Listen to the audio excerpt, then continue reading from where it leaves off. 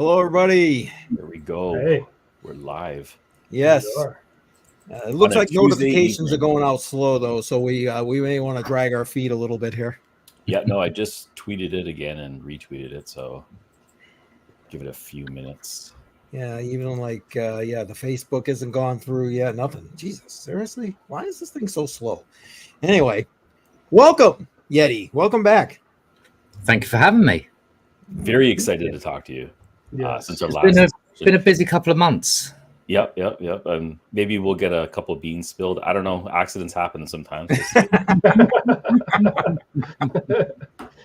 Yeah, it did happen last time. That's for sure. Yeah. Let's see who we got here. Wow, I can't say that. I'm sorry. That just is not coming out no matter what. Rurales. There you go. Appreciate you. Welcome. Wow, I'm look at this. Bam, bam. Sure. You guys need to do this because obviously one of the Dynex staff members. Oh man, Sadie is in the house. Sadie, appreciate you. Budweiser. I love it. I love that name. Love that name. Chuck Danger. Appreciate it. All right, we got people in. Well, I don't know, Yeti. Where do you want to start off? You and then we'll grill you later. I mean, where do you? I mean, we're talking just a lot to talk about. You really want to get into what I was doing in Italy? I saw some pictures. They're very interesting. It was a nicer car than mine. Just so what was that about? What happened in Italy? So we were invited to go down to Mugello. So that's top end of Italy and near Florence. Okay. To showcase a quantum race simulator. Original plan was to only show a test track. Then they kind of maybe challenged us to showcase something more. So that became a simulator on Mugello track. And then after that, they were like, well, it would be really good if we could show like actual race data from the ECU, and can we get the race sim to run around the track using, actual race data, gears, selection, braking zones, turn in, turn out, and then obviously how hard to push the accelerator pedal, how hard to push the brake pedal, that kind of thing. So ultimately the idea was to showcase that a quantum setup could in fact run that level of data and process it quick enough that it could be actually usable. The good news is that all went well, like really well. Great. That's awesome. So we've effectively signed up to provide quantum services to start with, it's one team in the European Le Mans series, but with the hope that it'll be opened up for everyone in the series. Because it's a single formula, so if one gets a competitive edge, it won't be long before they're all using it, right? That's generally how it works. Yes, it does. That is true. So, we're looking forward to that because that's going to open up new avenues we didn't even think possible at the time. So, I mean, it's proving that like data itself, like when it comes down to it, that Dynex can handle that kind of amount of data in a very short period of time. Yeah, and you had talked about utilization of your network and quantum computing, and you hadn't even touched the maximum threshold of what that is. Not even during close. I was about to ask you during your testing right now, has that even been touched or no? Not even close. It's just not even close. Right. I think it was like been no experiments. 1.6 or 1.7% total usage at the time. Wow. So yeah, it wasn't a huge amount. Which is good, which is very good. So, and like I say, the testing went really, really well. That's excellent. So, have you increased your inventory of GPUs and users jumping onto them? So obviously we've seen a bit with the market being the way it is at the moment. We've seen a little downturn on the number of GPUs we've got on the network. Yeah, wasn't to be unexpected when miners obviously work within profit margins. If suddenly the crypto prices all take a tumble, then they turn off, which is fine. We're set up in such a way that we can take that. That's no problem. I think we're hovering around 60 to 70,000 GPUs at the moment. Although that can bounce around if we've suddenly are, really profitable again, then suddenly they're all turned back on. So right. But we've got some announcements on the 14th coming that will, shall we say, cover ourselves for that eventuality as well. So if there's going to be some new contingency plans around, what if suddenly we were at like 80% and we had a mass disconnect for whatever reason, might have a big miner who's doing some maintenance. What happens? Because that then pushes us over our 95% threshold. Right. We then start to get a bit panicky because we'll be at max capacity. We're actually signing some deals to make sure that doesn't happen. Okay. Awesome. So those will all be announced on the 14th. So those things are going to be part of our economic rework of Dynex that's coming for the 14th. Okay. I had a question to kind of. Oh, go ahead. I was just going to ask, how are those announcements planning on being made? Are you doing it on X? We'll be doing a full-blown YouTube presentation, Nice. and then there is also a 2-hour AMA right after in our Discord. We're going to invite everyone to come and have a chat, good, bad, indifferent. We're gonna sit down with all of our community and answer all their questions. So I've asked for other staff members to also drop in. So in that 2-hour window, we're going to have Sumi drop in. We're going to have the devs drop in, our marketing team, our sales team. They'll all be in and out as part of that AMA. So hopefully it'll allow the community a chance to ask some of those questions that they've been waiting for and to get those answers. Sounds like it's going to be huge. Sorry, Jar, I didn't mean to cut you off, but jump right in. I don't even know if I should be touching on this, but you had briefly mentioned educational institutions as a possible partnership. I just wanted to see if that had progressed at all. Yeah. Is that actually progressed a little bit further than we maybe expected it to have already. Yeah. There's some big parts to the announcement that will cover that. But yes, the contracts with the academia is now pretty much set. It really is going to be a new kind of opportunity for us as well as part of academia. It's not every day that blockchain or any kind of blockchain service gets that kind of overview in academia at the moment. We're just starting to see some of the very first sort of crypto orientated courses start popping up. Yeah. Now we want to see if, we can take that one step further and not only do the blockchain side, but also, cover off our quantum side. So it's something that we're very much looking forward to. 14th we'll go over even more of that, what that means going forward, what that means for obviously Dynex as a whole, because academia doesn't technically cover the crypto side, but indirectly it will do, because it's going to bring usage on the network, obviously, right? Where students are effectively learning how to do Dynex on chain, and therefore the usage is going to jump considerably. So we're doing some test runs now. We're making sure, anything that we're going to teach going forward is correct. It's easy enough to understand and everything like that. So there's a little bit of work still to be done with that. There's some definite, having to do a lot of paperwork. I don't think I've ever done so much writing in all my life. But it'll be well worth it. It's definitely going to be well worth it. Yeah. And I'm just guessing boundaries are going to get crossed. Just by the way the structure is. Blend the lines between, the blockchain and the quantum option and what universities and colleges and schooling could potentially offer. Just getting accessibility to quantum in that level of education is just such a huge thing because it's so expensive. Just to rent. Absolutely. I mean, get access to quantum is crazy. Like I was recently doing some benchmarking for Dynex on an actual physical quantum. The bill was extreme. Yeah.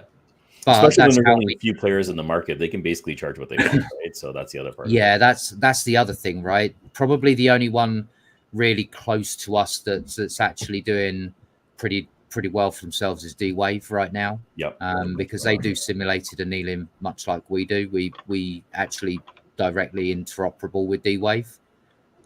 So what we've learned from doing tests with D-Wave is only to a certain degree, right? Then you need to take it to full-blown physical quantum, and even that's not really relatable, right? Because they're still locked at just over 1,000 qubits. Okay. And that's a huge problem, right? We'll actually be covering off this exact topic on the 14th about how quantum going mainstream is such a hard sell at the moment for a lot of companies, right? Due to costs, overhead, training, not just training for using it, but actually training for developing on it as well. It's a lot. Right. And that's why ultimately we positioned ourselves to be that option of breaking that barrier. Yeah. And you also had talked about last time about you had talked about having resources available for people that are looking at developing into quantum. And we're in the process of building out our documentation even further. That's something that's on the cards right now. Yeah. That will go over in depth, and we'll learn some of this with the academia stuff, right? Because we're gonna learn what people's misconceptions around quantum are going to be. We're going to learn what they want to try and bend quantum to do, because we've found that certain things aren't good for quantum, but you can still potentially bend it to get it working on quantum, right? So computational fluid dynamics was that prime example, right? It wasn't really designed for quantum.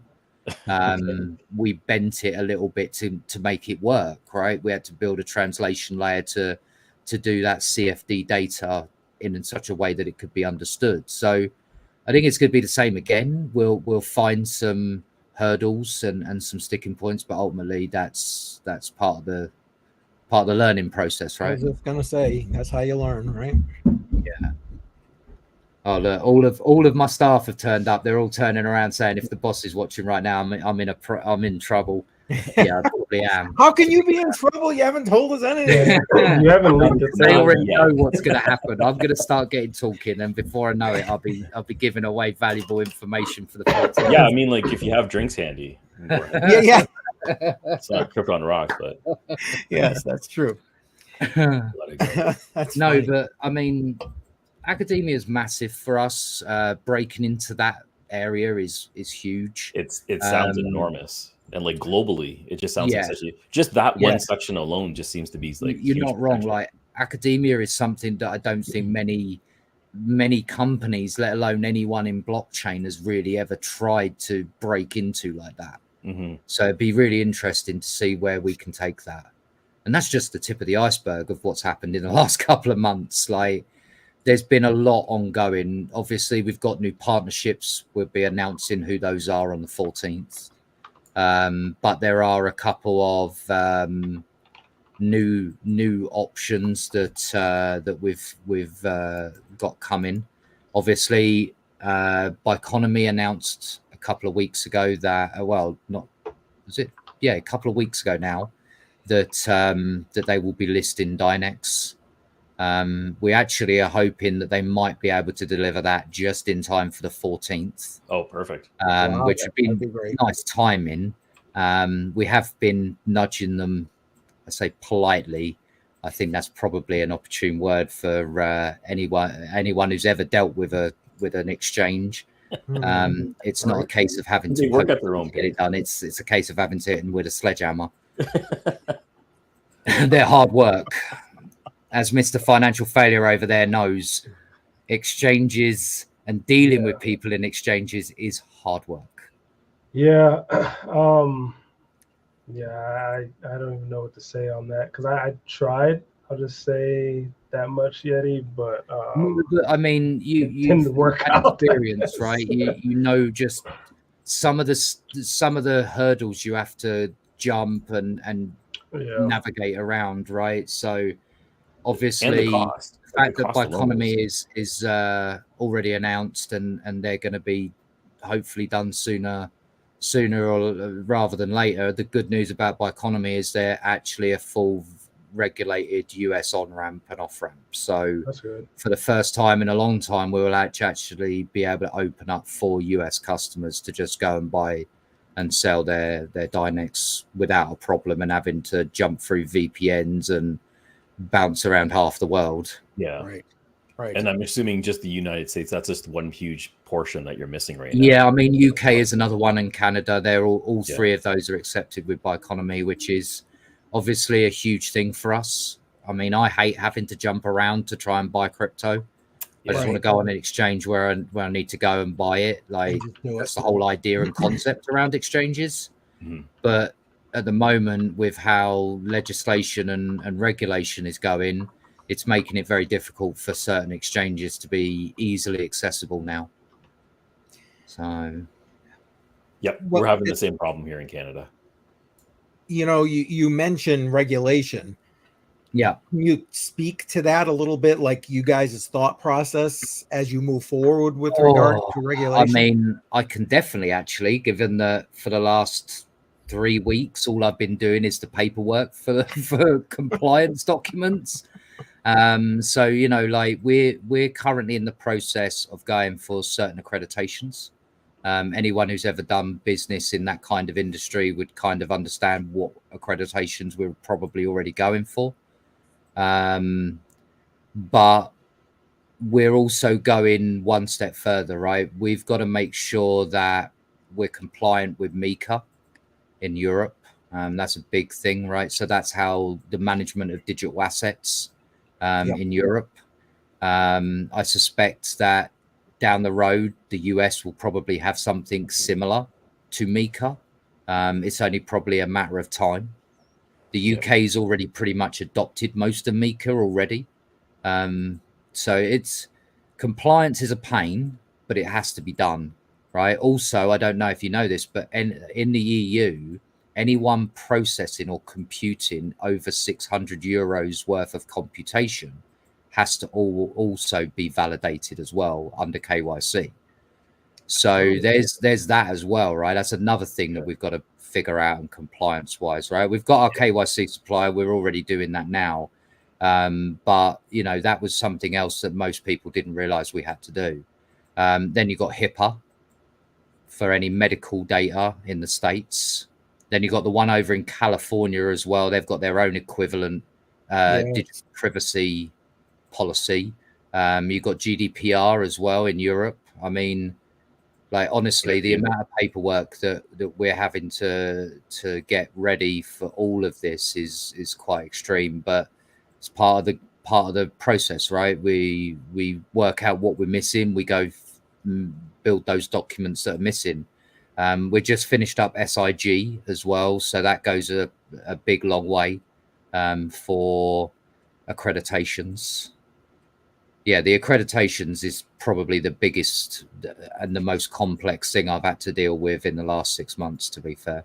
There's a lot. You know, how do you do a disaster recovery plan for a blockchain? Oh, God. Is that even possible? Like, it's so complex. We've figured out a way to get creative with it, but yes, it's just about possible. Okay. To have a disaster recovery on a blockchain. It's not easy because obviously if the chain moves on, we have to do something about that, right? How do we store a backup of all the immutable data? So we do take a regular backup of our blockchain data from one of our nodes just in case. And ultimately we have a procedure now, and we've tested that procedure of how fast we can have that resynced back to the network on our master nodes that we've got.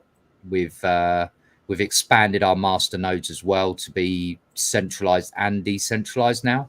That's a big thank you to our partners Okta. So they're going to be hosting a couple of our big seed nodes that will benefit us immensely. But ultimately, we just have to take backups and store those backups safe and securely. Who did you say your partner was? Octaspace. Oh, Oh, Octa. Okay. Yeah. I thought you meant the other Octa. No, Octaspace. Okay, Octaspace, right. With this regulation, I mean, does it seem like it's kind of forcing you to be more centralized?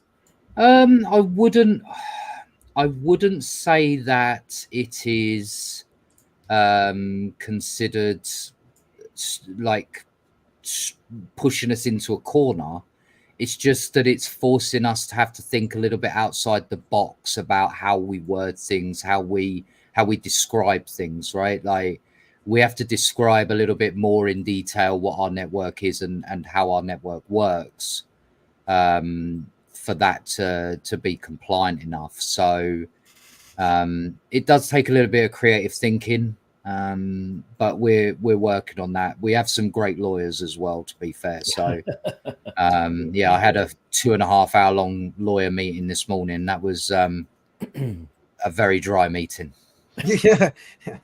And a very expensive one at that. I was about to say they're It's just I don't look at the bill. I get them to send that to the finance department. You don't want That's to know. fine with me. It's fine with me. Yeah. Oh man. So one of the things that we talked about last time, and I thought was really interesting, is that you were working on quantum LLMs, and it was being developed at the time. Just curious to know on the progress of that, and if there's anything like that going to be introduced in the near future, or is that still a ways out? I would say it's more like it'll be introduced probably by the end of this month. Soon. Okay. It's in the final testing phase now. Wow. We're going to release it in stages because each stage needs testing and thoroughly like actual Q&A. Like we got to actually do some testing on this in real world scenarios with real use case, with people hammering the hell out of it. So the first one will be a code generator. If all goes to plan, within a month or two, we'll have our proper full GPT up and running. Another couple of months after that, we'll have our generative art part probably working. Wow. Okay. So we're going to roll this out quite fairly quickly. But each step of the way, we have to verify our data. What our biggest concern is obviously, what we would call hallucinations on GPT style systems, right? Where you run out of number of tokens or the short-term memory, and then it can't remember anymore. So it loses what it's had to do and starts again, right? That's why most people will hit that point. They'll save their document or whatever they're working on, open up another chat GPT, paste it in there and carry on from that part, right? Ours is set up in a way to handle almost 5 times the number of tokens. Okay. Because of the quantum variance, right? We're able to scale that much bigger. So the tokens will be, like say, roughly about 5 times bigger. And that's going to be huge, right? Like the biggest problem with ChatGPT is you can't really have a long conversation with it because ultimately it's going to forget. So yeah, I've had that issue a few times, just running through question after question. Yeah. Okay. And then obviously you know that as soon as we start saying, oh well, it's got 5 times more short-term memory, you can do reinforcement learning or transfer learning, which is the same mechanism that a short-term memory goes over to a long-term memory. I mean, the logical step is next to look at something a little bit more than just basic AI. What more can we push through it? And that's going to be a topic that we're going to cover on the 14th about where we're going to take that. I hate using the term AI because it's too general.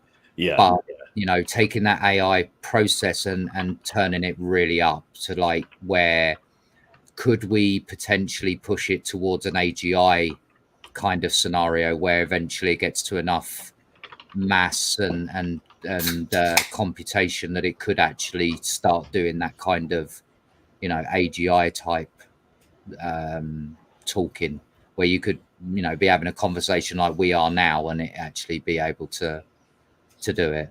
I don't know if how about this? I'll make a promise to you guys now. The moment we crack AGI, we'll bring it on. We'll bring it on the channel for you. How's that? I'd love that. That's you can us. actually have a You're the crap out conversation of me. with it. There you go. Right.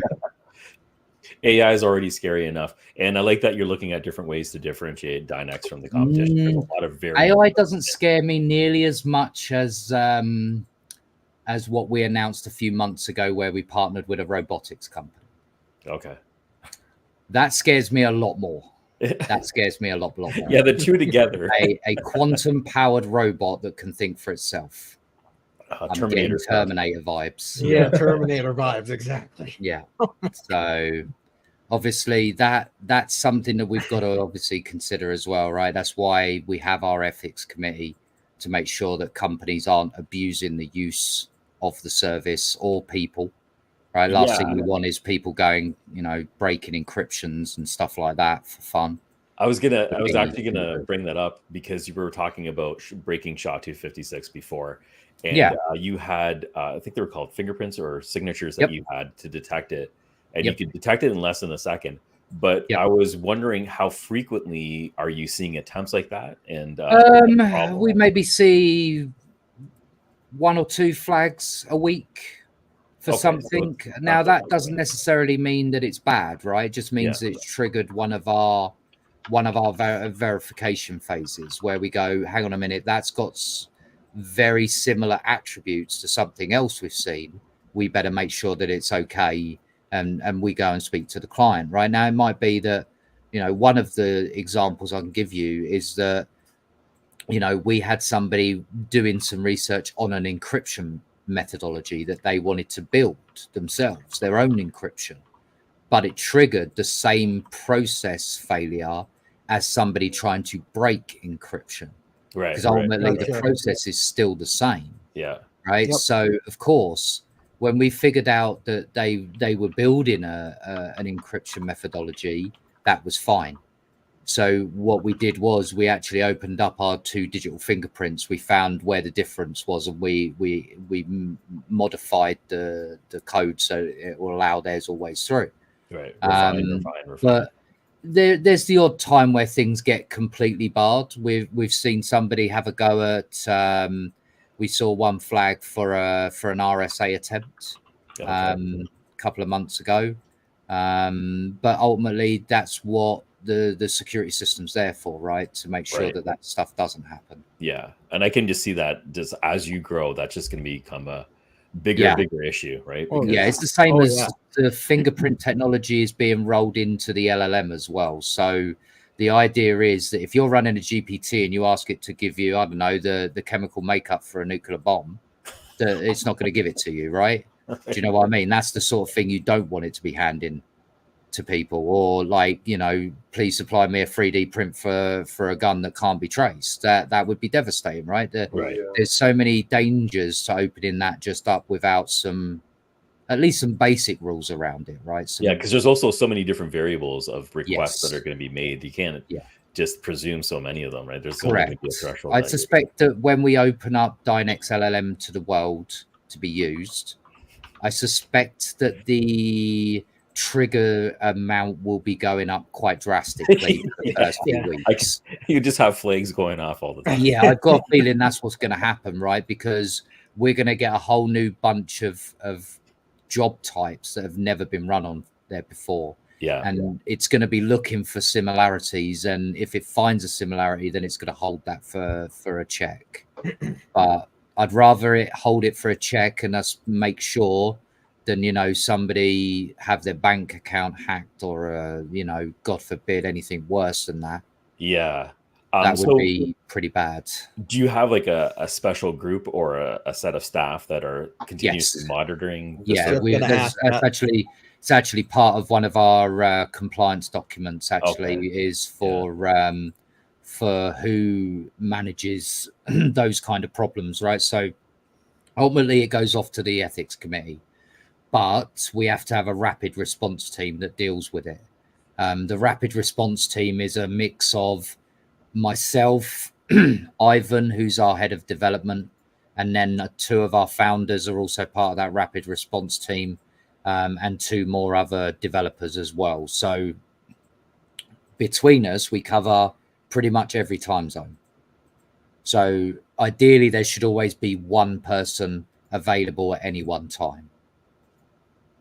Okay. Gotcha. Yeah, Gotcha. because that can only get more difficult as you open this up to everybody else on the internet. Right? Yeah, I mean, that's the big scary bit, right? We open this up to the world, which we've got to do, because otherwise, Right. you know, what's the point in putting in this much effort, right? When we saw what happened to ChatGPT, it had to get shut down numerous times just to get everything back in order, right? So correct. So we don't want it to the point where we get, you know, regulators on our doorstep. I said it to Financial Failure when I saw him in Miami. You know, last thing we want is 3-letter agency people turning up on doorsteps.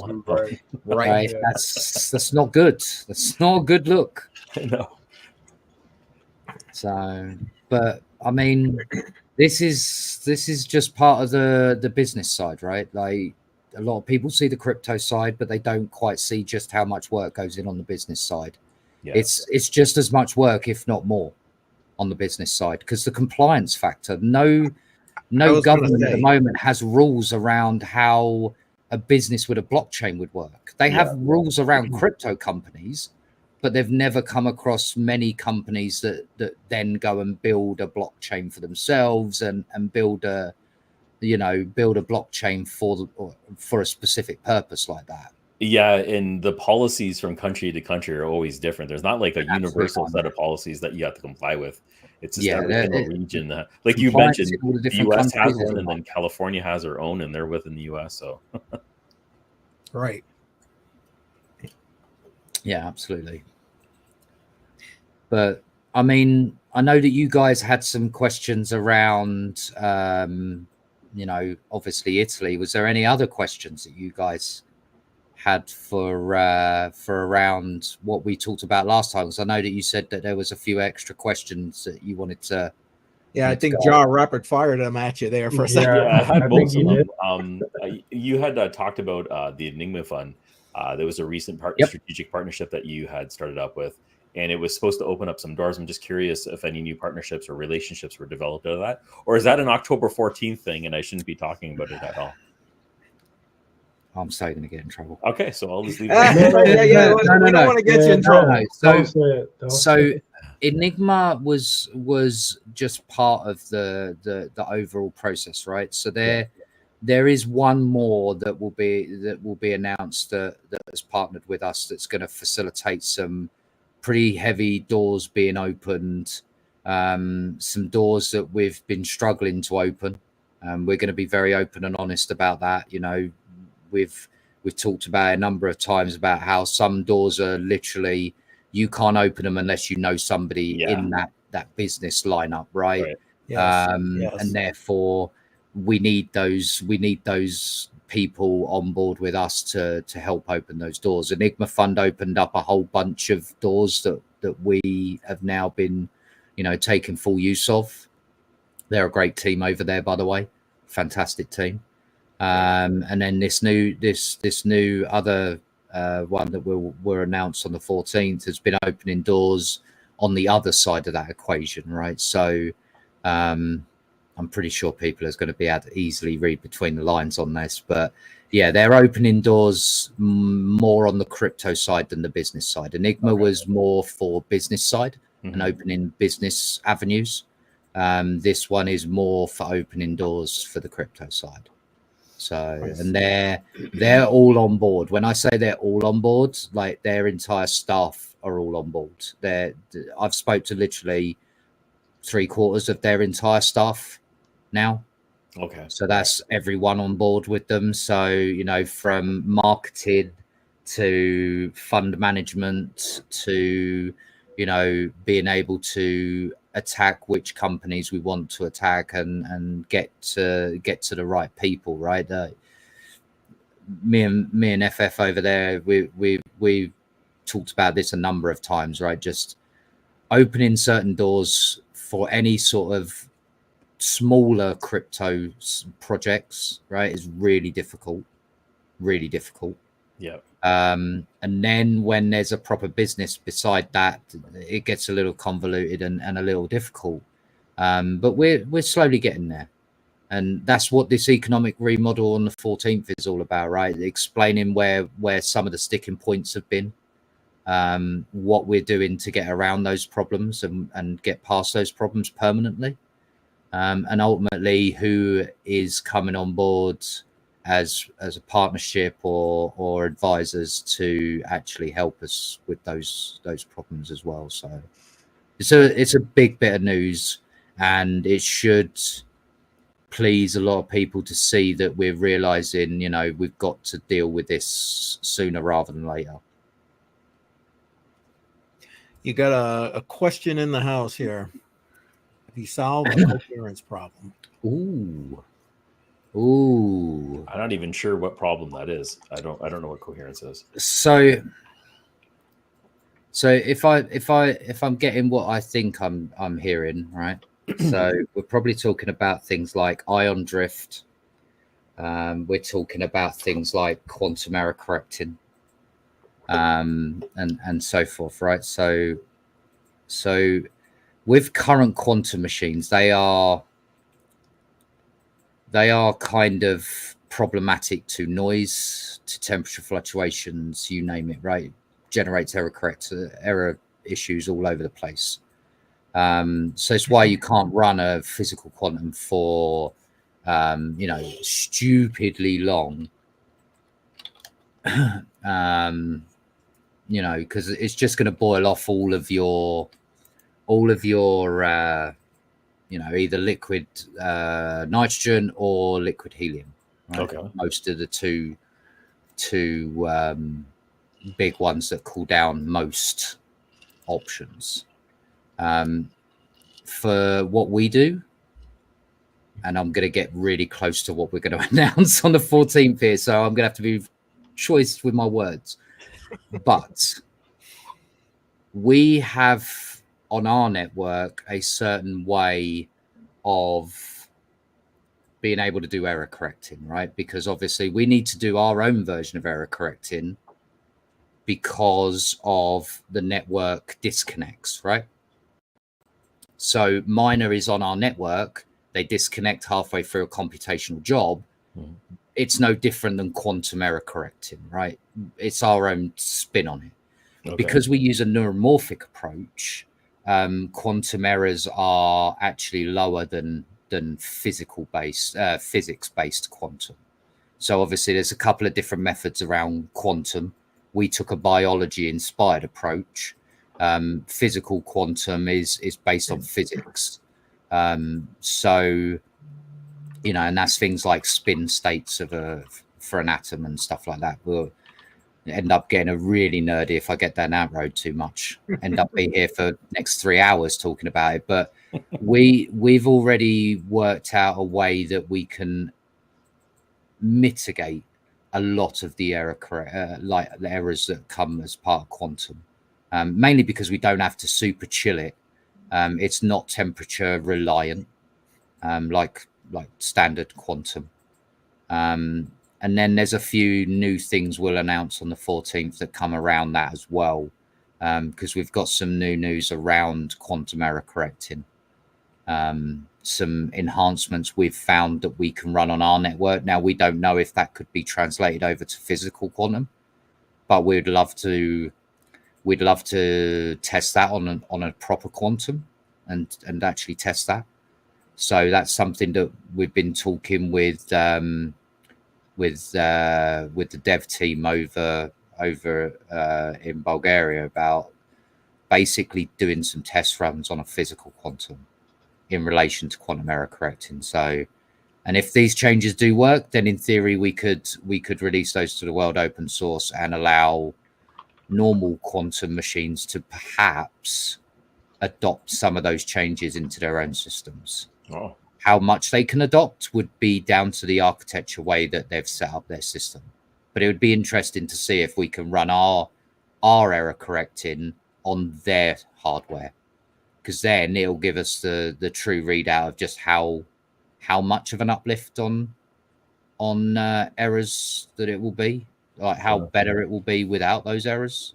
So, but I just don't know. It's such an unknown, right? We don't actually have a physical quantum machine at the office to be able to go and test this theory on, right? So we have to wait for a slot to become available on IBM's physical quantum. Unfortunately, that's booked up for the next 4 months. Okay, we got a waiting list there. So yeah, we can't get on it at all. We've been on the waiting list for nearly 3 weeks now. Wow. So that's another thing that is the reason why the big uptake is not happening with quantum, because the time for you to wait before you've already got access to it, like that's so long in a development phase to wait 3 to 4 months to get access to it. Yeah. Like, it's why a lot of companies won't switch over to quantum, because the resources aren't available to them at a moment's notice. That's one of the biggest upselling points to Dynex. I was going to say this. Dynex solves that problem. It's available all the time. Right. Yep. It's one of the reasons why the European Le Mans series was so keen on it, because of the always available option. Now, I asked a ton of questions. FFs, I'm not sure if you had some lined up there. Well, I mean, you're calling me out. What about CCM? No, I said both. Either. Oh, okay. I mean, I don't think I really have too many questions per se. I was over here looking for actually a link to Bitcoin puzzles, because I know that's something that I brought up before. It's not really cracking SHA-256. It's more or less like brute force guessing a private key. And I know last time I had brought it up in sort of a malicious manner, but I think I've corrected myself now. And I'm wondering, could I use Dynex to solve puzzles like that? It's a good question. Puzzles. It's actually a question I've been asked before as well. I think that the problem is that we open the door for one type of scenario. We technically open the door for all types of scenarios, and that's the really dangerous thing, right? I mean, I know everyone wants me to just showcase me breaking SHA-256, right? I know for a fact that is ultimately what everyone wants to do. But I mean, had we been doing this, I don't know, 15 years ago, maybe I wouldn't be so worried about doing it, right? But yeah, things have changed. As you get older and a little bit wiser, you get a little bit smarter around doing dumb stuff like that. Yeah. You know, there's also implications there, right? We go showcase that we break to SHA-256, great. We've just basically upset every single crypto miner. We've upset governments. We've upset businesses. I mean, that's not a good idea in my view, but I do agree, right? Puzzles are not technically wrong, right? The Bitcoin puzzles were set up as actually a way to test the strength of Bitcoin wallets, right? That's why each puzzle was progressively more harder, right? It goes up by 1 bit in encryption layer, which is actually by a factor of itself, bear in mind, right? Just 1 bit more information is twice the size. But they were originally set up for penetration testing, right? To test the waters on how secure it needs to be. And obviously, you know, people have shown that up till, I believe it's puzzle 66 they're up to, I believe, right? The second puzzle 66. Yep. Up until that point, they were getting broke quite frequently. And then they hit puzzle 66, which I think is 166-bit encryption, which is not even as high as some of the, you know, encryption layers that you would expect people already done. But it's not just SHA-256. To break a wallet is not just the SHA-256 element, is it? It's also the elliptical curve. And that is where it gets really, really complicated, because that elliptical curve has billions, if not trillions, of combinations. So, you know, you would need something pretty powerful to go through the elliptical curve, something like a quantum machine, right? Right. That's what I'm asking. And I mean, people want me to release the white paper, right? I mean, I could. Yeah. I'm not sure I want to yet about doing a white paper on just how ill-equipped SHA-256 is for quantum. I had a good chat with quantum resistant ledger, another project, right?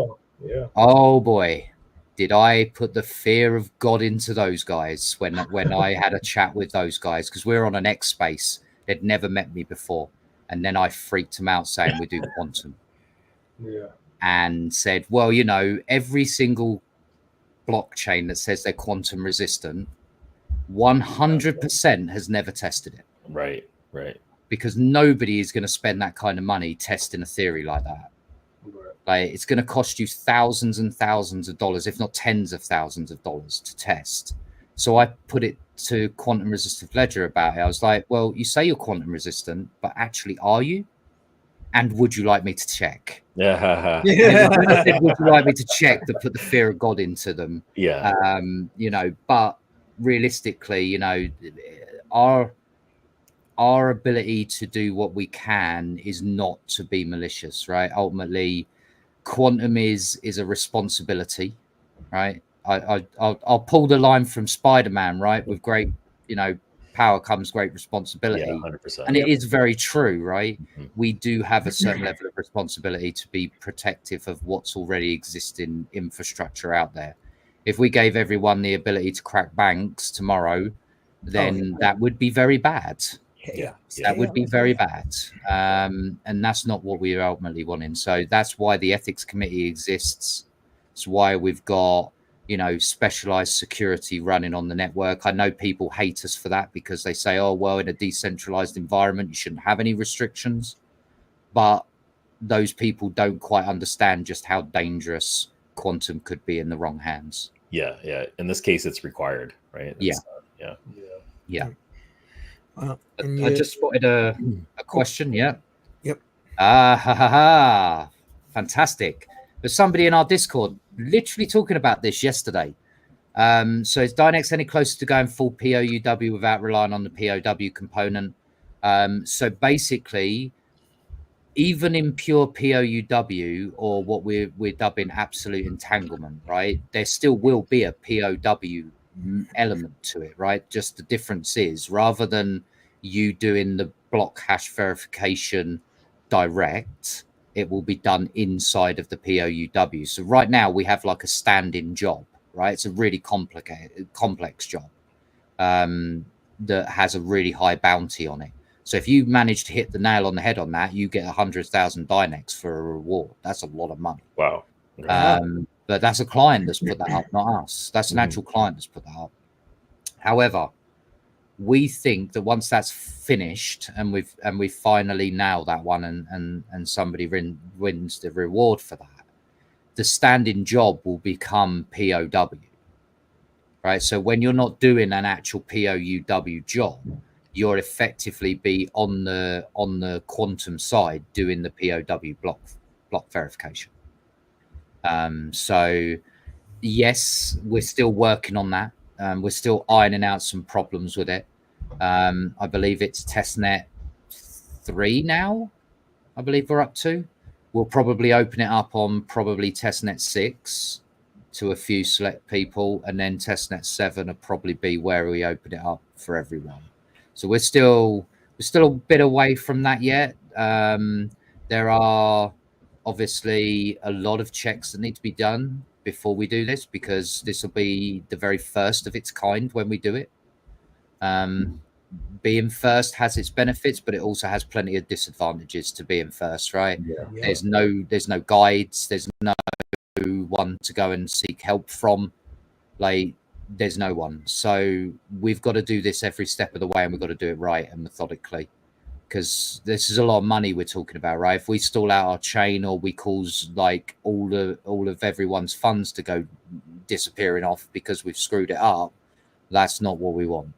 It's got to be done seamless. It's got to be done sensibly, because it's going to require a hard fork as well, because effectively we're taking away the existing POW mechanism and replacing it with a new one. So that will require a hard fork. That's got to be tested. You know, the hard fork transition from existing POUW Dynex Solve, that's all got to be tested. Then we've got to debate on when the block height is that we're going to do the fork on. How much time do we need between, you know, announcing that we're going to do it and doing the actual fork over to the new Dynex Solve. So there's a lot. And then there was a second part to that. Would it affect the hashing performance of GPUs? No. Actually, it will do wonders for your cards, because you're going to be dropping about 25% of the electric off of it, ish. Is what we've already seen. Older cards get the really big benefit because the power consumption drops off massively. I haven't seen an RX 570 8 gig run at 65 watts at the wall for a long while. What's the minimum for GPUs that you can really so minimum is about 40 watts on an A2000, ranging all the way up to around 185 on a 3090. So yeah, I haven't actually tested any of the 40 series. I didn't bother buying any, unfortunately. I might have to though now, given that we're going to have to do some proper heavy benchmarking, and that's going to be something that is going to kind of needed. Your Explorer also shows the amount of GPUs and the different GPUs that were available, right? So you can kind of cross. Rude puts is saying an RX 470. Haven't tested one, but we do know that our platform will support everything from a 4 gig card onwards. So it's still available to people, even if they don't have huge amounts of money available to them and they still want to get in on that. That's the whole idea, right? That's the whole idea of making sure that we weren't using a DAG size similar to Ethereum, where you effectively get rid of the old cards as they get older. They can still be useful, even in some small part, right? Which then means the barrier to entry from the crypto side is also lower. We're not only lowering the barrier for the quantum side for the clients, but it's also the barrier for obviously everything else. So you open up the door to a wider audience for sure. Exactly. I mean, there's a couple of other things as well. Actually, I completely forgot about it. We announced that we're going to be sponsoring an event in March. If any of you guys are over in Europe, please feel free to let me know in around March, or if you're free to come over to Europe in March. We're going to be doing a rather big event. Not only am I speaking at the event, our co-founder Daniela is also going to be speaking up on stage. We're actually sponsoring the event. No, it's Web3 Global in Amsterdam. Amsterdam, okay. Yeah. Right. Nice. Yeah. So that's something new, right? That's something that's coming as part. Well, I mean, we've already announced that we're doing Web3 Global, but that's part of that whole economic remodel around what we're doing, right? That doesn't just mean from a business aspect. It's in Amsterdam, Rude. It's right next to Ajax Football Club, if anyone knows what that is. Or soccer for you Americans over there. It's football. Football, it is. Yeah. But no, the plan is, if all goes to plan, and the robot is delivered on time. Now, obviously, that's dependent on the manufacturer themselves, but we may have it at the event. Wow. We may have it at the event. That would be huge. That would be nice. Yeah. And then bring it up on stage when I'm talking. Well, that's the general idea. Interact with it. We might just sit down for a conversation. I'll watch remotely just in case. That'd be an interesting conversation. But yeah, I mean, so for us, like, me and FF met over in Miami. Obviously, we've recently done a couple of other events as well in New York. Danny flew over there 2 days before I went to Italy, and then she flew directly from New York to Italy to do the presentation with me and European Le Mans. Wow. So she put in some hours that week, I tell you. Yeah. The promoting cycle is huge, right? It's just constantly on the road. Yeah, your air miles must be through the roof. So they're gonna get there. They're gonna get there. They got me going to oh god, I'm gonna get in trouble again. Dubai at the end of the month. Yeah. Dubai at the end of the month. Japan the month after that. I get Christmas off, and then I believe I've got a couple of trips to Austria booked, Amsterdam, and another trip to Dubai. Oh, so, yeah. Okay. And then I think there's isn't Mining Disrupt March next year? Yeah, I think so. So that's Florida? Was Mining Disrupt in Florida? I hope so, because I do not want to do America in the cold again. Last year, the beginning of this year was brutal. I was in New York City in January when it was like -7 Celsius. It was freezing cold. I don't want to be doing that again. All right. We got another question. Yeah, I was just about to bring it up.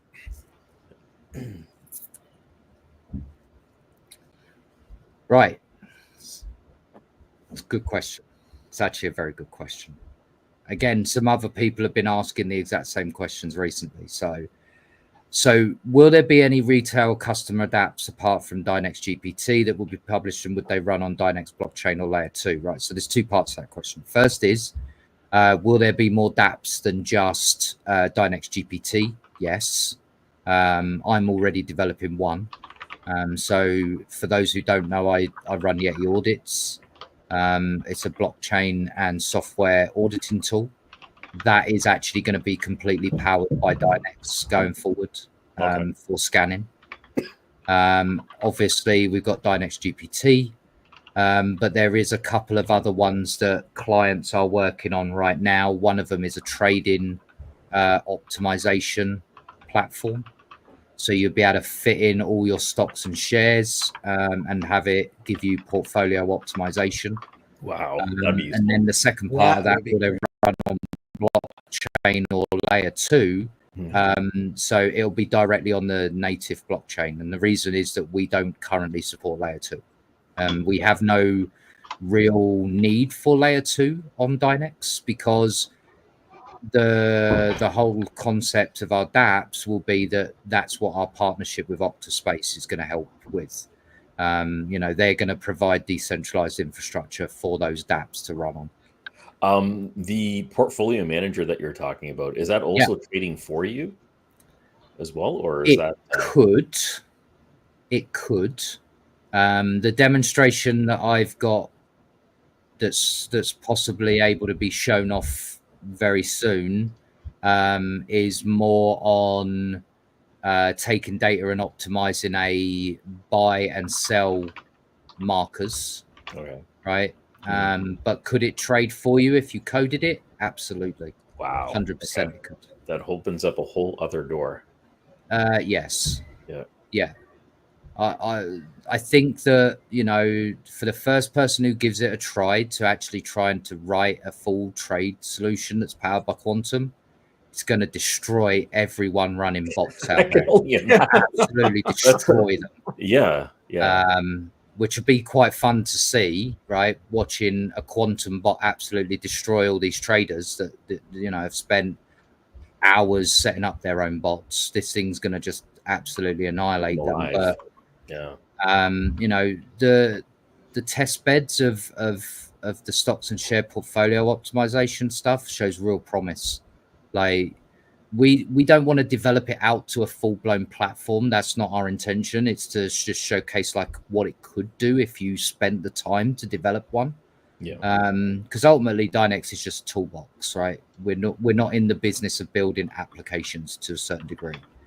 Dynex GPT is probably the one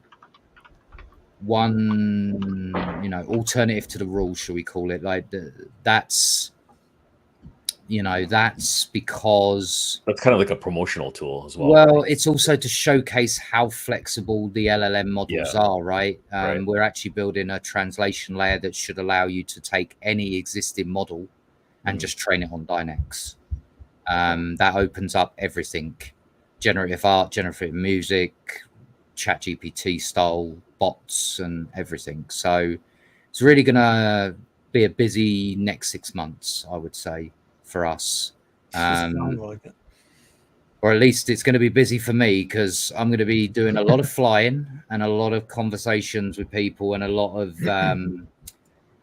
actual like up on stage talking about Dynex. It's one of the parts of the economic rework is that us being at speaking events and being up on stage talking about Dynex is going to be a must.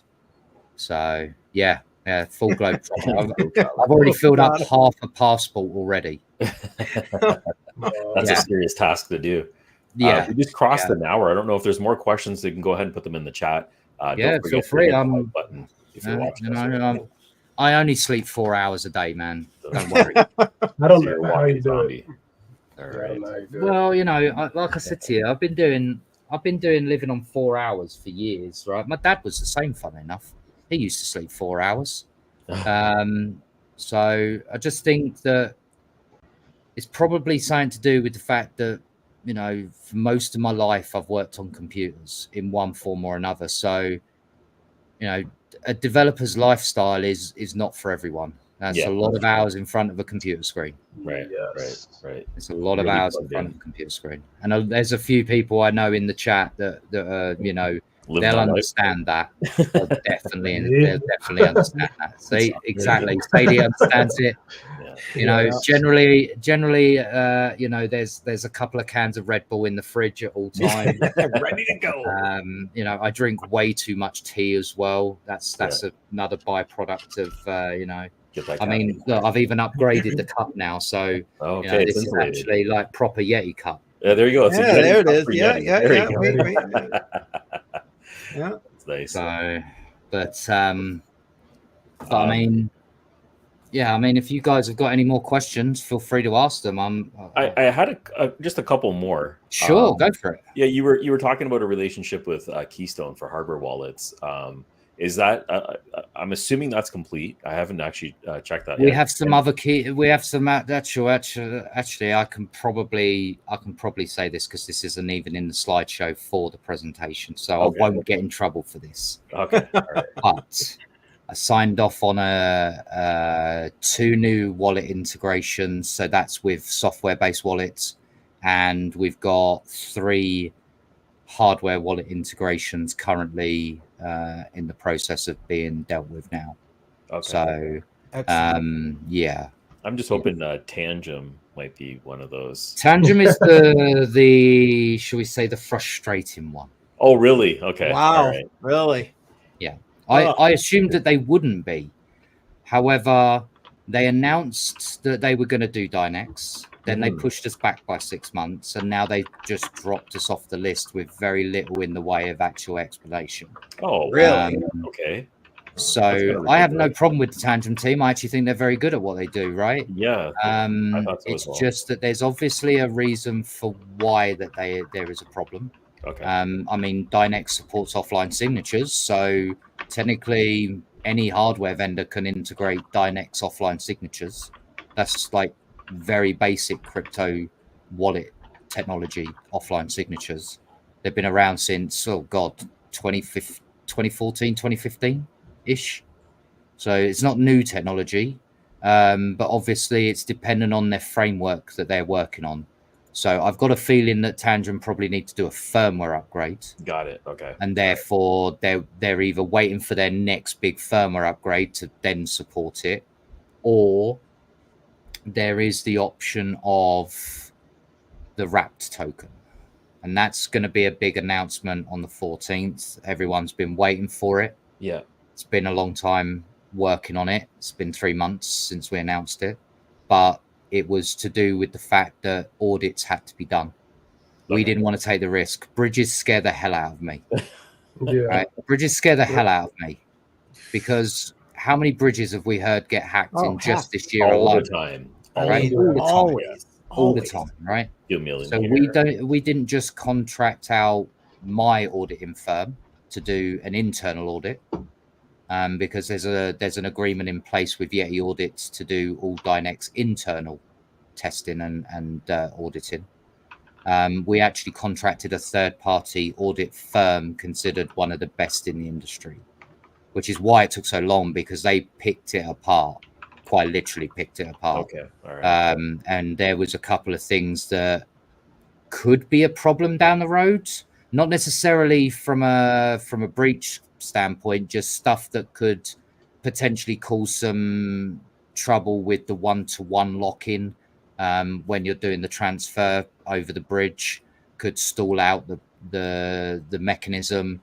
So, we went backwards and forwards to iron out any issues and worries that they had on that.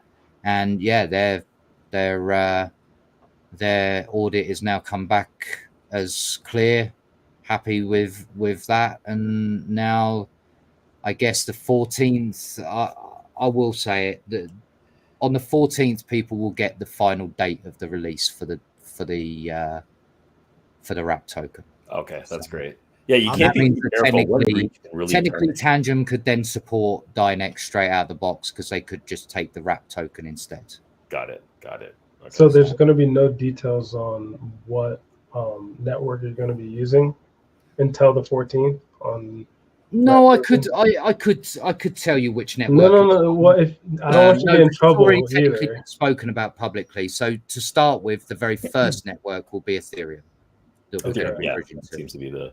However, the benefit of doing that is that technically Base network could be a very easy switch over, because Base's bridging mechanism that we use on the bridging mechanism that we use on ETH can be taken straight over to Base. So in theory, Base would be a good option. Polygon would be another good option. That's again straight direct compatible with Ethereum. And then there would probably be, given that Octaspace is a partner and they're also ETH hash based, it would be a fairly straightforward switch over process for Octa as well. Great. The only difference with Octa is obviously the wrapped token. I don't know if they're quite set up for layer 2 yet on Octa. Got to do some checks on that to see if it's possible. But I would love to have a bridge to Octa so that we can do Dynex to Octa, Octa to Dynex, because there's already really close partnership there. We talk on a regular basis. We do AMAs together. We recently did just an AMA, what was it, 2 weeks ago?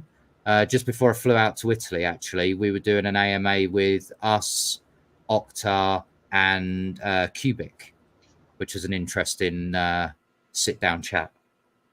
So, did FF have to jump off quickly? Yeah, he had to jump off. Yeah, but it looks like he looks like he's popping back in for a second. I don't think he meant to jump off that abruptly there.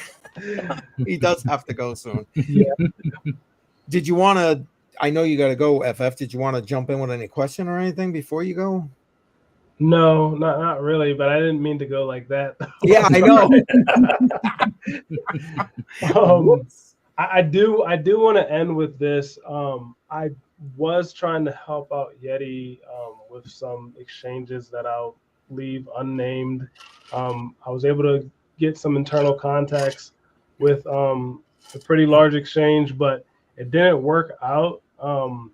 And what I want to say is, if there's anybody who works on that side, the exchange side of crypto, watching this right now, please give a chance to these smaller cryptos, these smaller projects, because like looking into like something like Casper, right? They were so big in like my Casper contacts. They were like, oh, let's get Casper onboarded, all this, like give us all your contacts for Casper, because I was talking to Casper people, blah, blah, blah. I know this is a Dynex conversation. That's but when I was in Miami, and this certain exchange was so hyped on them, but Casper didn't care about them.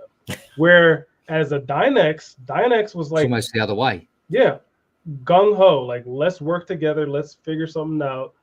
And I feel like if you are in an exchange and you are watching this right now, please open your mind a little bit, because some of those higher cap coins, those people don't really give a crap about you.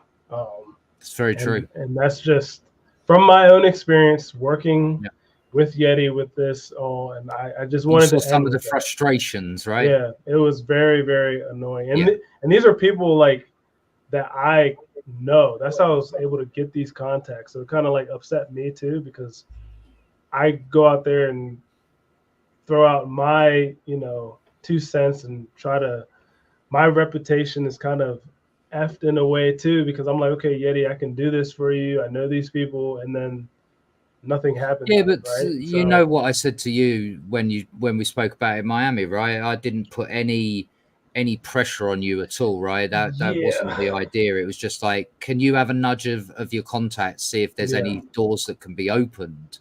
I'd love to have a sit down conversation, because like we've had conversations with a few different exchanges, and with some of them, it's not so much they're not wanting to list Dynex, it's just they don't quite understand Dynex. So I get into a meeting with them and an hour goes by, and then suddenly it's a very different conversation.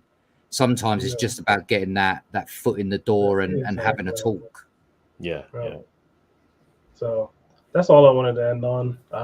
Tried, but I love Dynex. I have not sold not one Dynex that I've mined.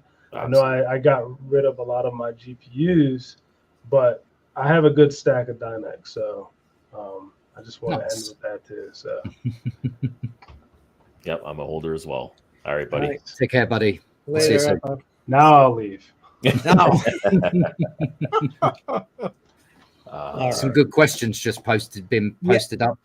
Well, I try to hold up a couple.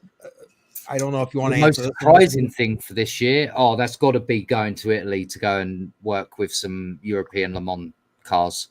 I mean, I'm a big petrol head at heart. Like, I love my racing. I've also my private job back here in the UK.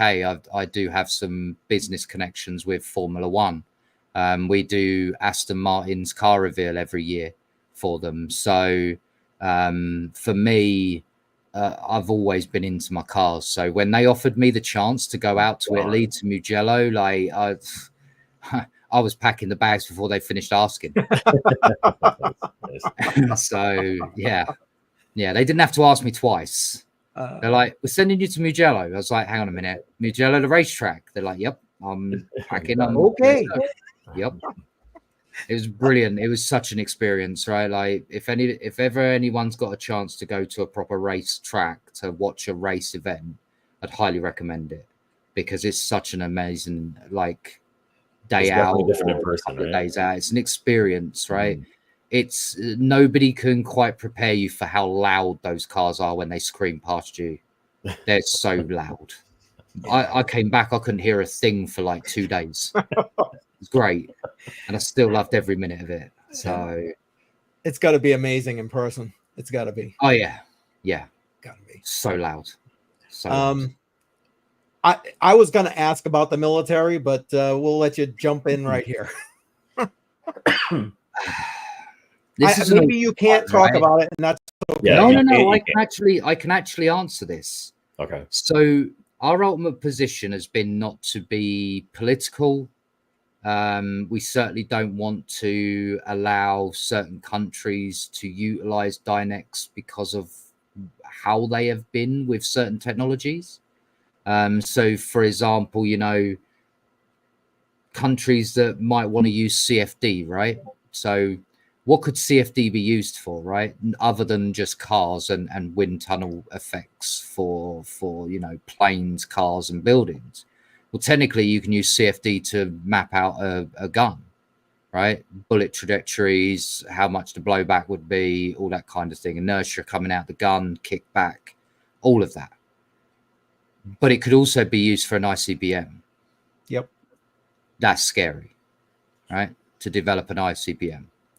So there is things that we have to be careful with. However, we did talk to some contacts who are from, this is going to get me in trouble, but So we spoke to some contacts at DARPA, right? Now, problem is DARPA is military and government funded, right? Both sides of the equation. They're both military and government funded. However, DARPA also do some crazy stuff that's not anything to do with military, right? They were the first guys to really crack the internet in general, right? The ARPANET. Right. It came from DARPA. The prelude to actually the internet itself. So we understand that there are going to be exemptions to those rules around us not wanting to get involved with governments or militaries. But there's still going to be, regardless of who they are, they'll still be subject to the ethics integrity check, regardless. No company or military or any government of any kind will have the ability to bypass our ethics committee. No one. It's hard coded into the system. It can't be bypassed. I was just going to ask, how are you going to be able to it's hard coded. Okay. So nobody gets past it.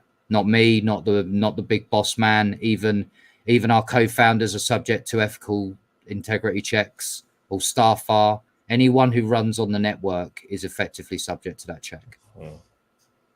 So, well, I got to say, I like hearing that. I'm just saying. Yeah, it's important to us that we have some ethical integrity around this, right?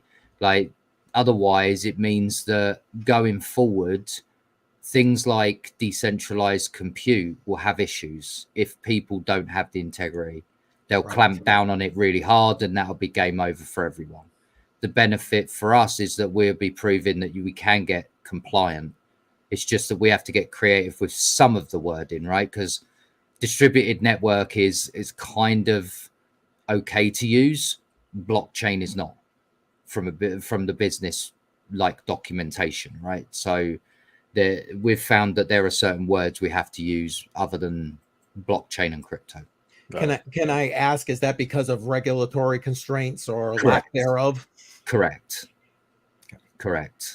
So certain countries in Europe, if we put in the word blockchain, they wouldn't even be able to touch us as a company. Wow. But distributed network, though, and suddenly it all goes away. It's fine. Yeah, it's the same thing. But same thing. Same thing, just different words. So yeah, it's not ideal. So yeah, but another one that I've reached out to recently that we're waiting to hear back from is a couple of space companies. Nice. So one is a small sat rocket company. I won't say the country they're based out of, otherwise that's going to pinpoint them down very quickly, because they are one of the very few in that country, if not the only one in that country, actually, I think, come to think of it now. So yeah, I can't really say which country. And the other one is we're leveraging one of our business associates contacts to try and get us a conversation with NASA about some possible work with JPL, because obviously JPL use Quantum Now. I don't know if you know this. Jet Propulsion Laboratory actually use Quantum Now for insertion trajectories for when you're coming back from orbit. That's all done on a quantum machine. Oh, is it? Okay. Yeah. Wow. They do all those calculations on a quantum machine right now. JPL does it. So I would love to have a conversation with those guys, because, you know, NASA has a very tight budget. If you look at how much they had as a budget when they went to the moon, say, right, in the 60s, their budget was huge. Yeah. Right? If you look at their budget now, it's less than 1% of what they used to have. Oh, geez, that little. Okay. It's really small now. Wow. Really small. Okay. And it gets smaller every year, right? Yeah. So the biggest potential for us right now is if we walk in there and go, you can have all this same technology you've been running for years, but at a fraction of the price. Suddenly, we might be able to get that conversation with them, right? Because if they're tight on budgetary constraints, that's the right time to be approaching them. Right. So that's something that's really sort of close to the heart, because I'm a big space enthusiast at heart, right? I want to see us get out there and start exploring space. I mean, if we didn't stop when we got to the moon in the 60s, we probably would have already been at Mars by now, to be fair. Don't forget, we just stopped space travel for 50 years. For a very long time, yeah. For 50 years. Like, that comes with consequences. Changed it, yeah. You know, so, but I actually did do some simulation stuff, right? I was lucky enough to get hold of some test data of SpaceX's Starship launch for Flight 4. Actually, they're soon to be doing Flight 5. But we were able to do the simulation, and it matches pretty darn close to what actually happened. Oh, wow, that's impressive. So that's super interesting as well. Like I'll have to show you one day the sim. It's really fascinating, like how close it is to, like, we put the video and our sim side by side. Okay, all right, side by side. It was a really interesting test because it was really close. I think there was like maybe 1.2 second difference between what ours was showing and what was live.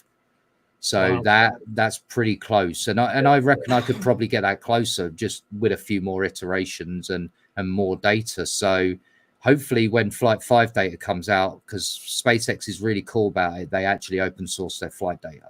Oh, do they? I didn't know that. Okay. Awesome. Yeah. Right. SpaceX just also open sourced all their patents as well, by the way. I heard about that. They're just crazy, everything, right? Like crazy, right? Like I could go and take a space like Tesla big home storage battery now and go and manufacture it myself. Like that's great. Really is great. Like it goes to show that open source is really good for that kind of scenario. When he said that, I wasn't actually sure if he was going to open source everything. No, they did it. They did it. It's crazy. Like big respect to a company to do that, right? Because patents are really the protecting factor of a business, right? That's your bread and butter. That's what's earning you the money going forward. Yeah. So to open source those and say no, we want the world to use it. That's big. That's big. I mean, it could only come from probably one of the wealthiest men on the planet. Because you're going to be eating a lot of your profit margin at that point. But I just think if he truly is about what he's trying to do, which is push the boundaries of what human capabilities are and technology, open sourcing is probably the fastest way to do it, because you're effectively crowdsourcing your development. Yeah, absolutely. Accelerate it. So we've found with SpaceX uses iterative design methodology, right? We do the same at Dynex. We use iterative designs. Why 3 months ago when we were rolling out new updates, right, you saw update after update, literally every couple of hours there was an update coming out. It's since slowed down a bit because we're now working on the LLM, but again, once the LLM launches, there's going to be update after update after update, because we're going to be iterative design working. And we're going to be taking the feedback from our clients and from our community, and then starting to implement that, right? We don't want to hang around with it. We want to get that implemented in quickly, so we can get that next iterative design working, smoothed out, find where the problems with it still are, and then the next iteration comes along. So I've always preferred that kind of methodology, right? I don't like this old way of thinking where you've got to do so much quality checks before you even do some running. And then by the time you've done that, you're 3 months down the line and you could have already been 5 iterations on from that one spot you're already at. It doesn't really work. And then obviously throw into the fact that we've got a crypto side to the equation, and people don't want to, wait more than 3 days for something to happen. It puts a lot of pressure on our shoulders, right? But it's one of the reasons why we've got some of the best minds in the industry, I would say, for our devs for that side. Ivan and his developer team, right? And on the 14th, I've actually asked him to be at the AMA. He's going to be there with some of his dev team. I've asked him to be there because I think that he should be the one to announce the development changes, right? Because that's his team, that's his department, and he deserves all the credit where credit is due, right? Like the whole team does at that point, because they've pulled out all the stops to make sure that all these economic changes and things that we're implementing are going to be ready almost on the day we announce it. So that's a bit of pressure there, right, to get everything. Yeah, there's nothing like putting pressure on. That's why I'm losing my hairline, and going great. Yeah. 12 months ago I had half decent hairline. Yeah, just shaving away. Do you got any more questions there, CCM, on your side? Well, only one related to, you were talking about all the stress with regard to regulations and all this stuff. Where do you see yourself falling as this expands, on the business side of everything, or on the play with the quantum computer side of everything? That's a very good question. Like, I mean, I'm kind of blessed and cursed at the same time, right? Because I'm the unfortunate one who gets to deal with the compliance documents, right? As the head of the ecosystem, I have to deal with all the compliance documents. That's the unfortunate part of my job, right? That's the business aspect of it. But getting to play with quantum PCs every day of the week is awesome. Like, quite honestly, like, for me, I'm a big tech nerd, right? Big tech nerd. So to get to play around with that kind of technology in an environment that is infinitely scalable is so new that it's taken a lot of time to explain that to people, right? Dynex has infinite scalability, whereas a physical quantum just doesn't. Because once you build it, you can't scale it anymore. It's locked. Mm-hmm. Like, you got to basically scrap it and build a new one. Another one. We don't have to do that. We just add more GPUs. Yeah, a very interesting way to build it out. Or maybe something else. Okay. Okay. All right. That sounds like a future interview. Yeah. That's definitely a 14th job. That's definitely a 14th job. I'm gonna be quiet now before I end up. Yeah. But yeah, you can imagine that the 14th is a big one for us, right? We're really gonna push what is a business with a blockchain and a crypto business, to the point where realistically we're just a business with a service attached to it. We don't want it to be looked at as, it's a distributed network or it's a blockchain or anything like that. We're effectively quantum as a service at that point. Quantum as a service. Okay. Wow. Yeah. I like hearing that, quantum as a service. So we have big news coming up on Monday. That's Monday, right? October 14th. That's Thanksgiving in Canada. See, Sherm knows, because Sherm staff, so he knows what's coming on the 14th. He knows how much I have already been stressed out about this. Like, this is big, because I'm sure I'm not going to please everyone, right? Yeah. Not going to please everyone. And I suspect I'm going to be dealing with some rather upset people, I'm sure, that don't quite see the big picture. But that's what the AMA is there for, right? Like, so that we can get it all off our chest, we can have a conversation, and we'll explain it in a way that makes it easy for everyone. Sure. I'm looking forward to that. I can't wait. Feel free to drop by. Is that going to be broadcasted on YouTube? Is that where you're? We're going to try doing a complete simulcast, right? So that's Discord, Telegram, and YouTube all at the same time. Discord, Telegram, and this. So it's going to be an interesting one. Would the main place be your Discord? Is that where we want people? Yeah, that's where all of it will be hosted from. Okay. But we'll restream it to YouTube. I might try and get it on X if it'll stay stable enough for long enough. Because X's service sometimes can be a little hit and miss. I find that in a lot of spaces that I'm in. Like, sometimes you just spend 10 minutes trying to get in the room. So if we can do X, we'll do X as well. But we're going to basically position a moderator running the stream on each different method, with the idea of funneling those questions from that platform. So if, say, Sherm was on doing our YouTube and restreaming our YouTube, then he would take the questions off the YouTube and funnel onto us. or we've got, like somebody like Rabarul on our Telegram.